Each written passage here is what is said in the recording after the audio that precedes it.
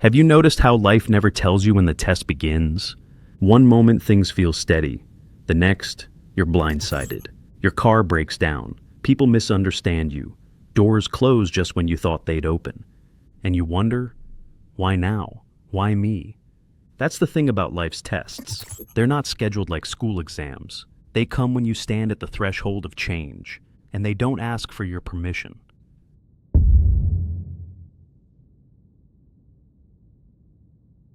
We've all had those moments where it feels like the universe is out to get us. Bills stack up, opportunities slip away, relationships wobble, and we start to think, maybe I'm cursed, maybe I'm not meant for more. But what if the opposite is true? What if the struggle means you are on the path? Life is not punishing you, it's preparing you. Think of it as weight training for the soul, heavy, uncomfortable, but only because your capacity is expanding.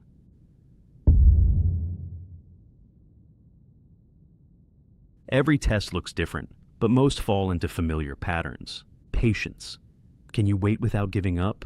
Courage. Can you act even when fear is loud? Humility. Can you admit mistakes and learn? Integrity. Can you hold values when it's easier to compromise? And surrender.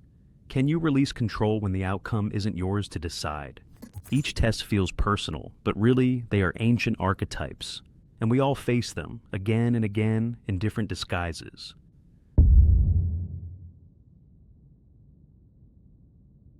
We've all said, I just need to get through this. But endurance alone isn't the point. Anyone can grit their teeth and wait for the storm to pass. Growth, though, that's different. Growth means letting the storm reshape you. It means asking, what is this trying to teach me? Instead of, why is this happening to me?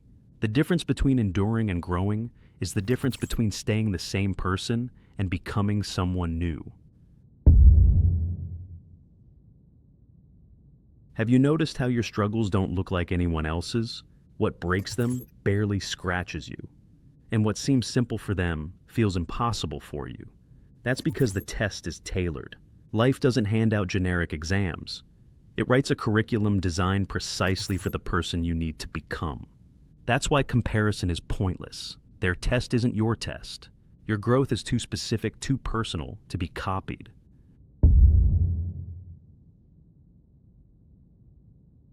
We all know it's easier said than done. So, how do you actually pass? Not with perfection, but with practice. First, the pause. When the storm hits, just stop and breathe. Second, the values check. Ask, am I choosing from fear or wisdom? And third, the brave step. One small action that proves you won't quit. Passing isn't about acing every question. It's about showing up with intention over and over.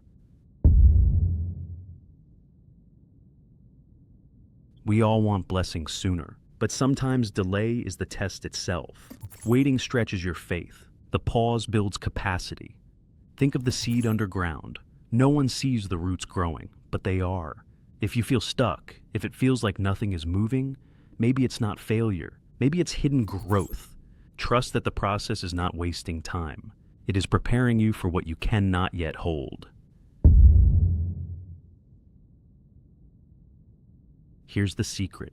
Passing the test isn't about proving worth to the universe. You are already worthy. The test is about proving to yourself that you can handle what's coming next. Every time you choose patience, courage, or integrity when it would be easier not to, you expand your own belief in yourself. And that is what makes you unshakable.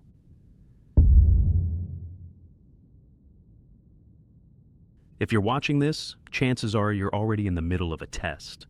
And it feels heavy, unfair, exhausting. But don't quit now. You are closer than you realize. The test is not here to break you. It is here to make you ready, to prepare you for blessings that are heavier, deeper, and richer than you imagined. Passing the test is not about perfection. It's about persistence. And if you're still here, still trying, still listening, then you are already passing.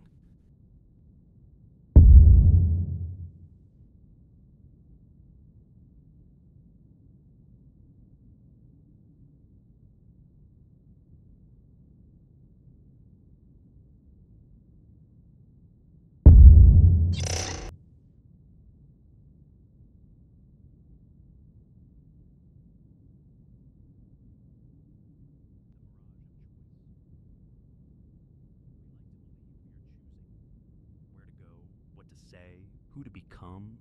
But what if most of it was already chosen?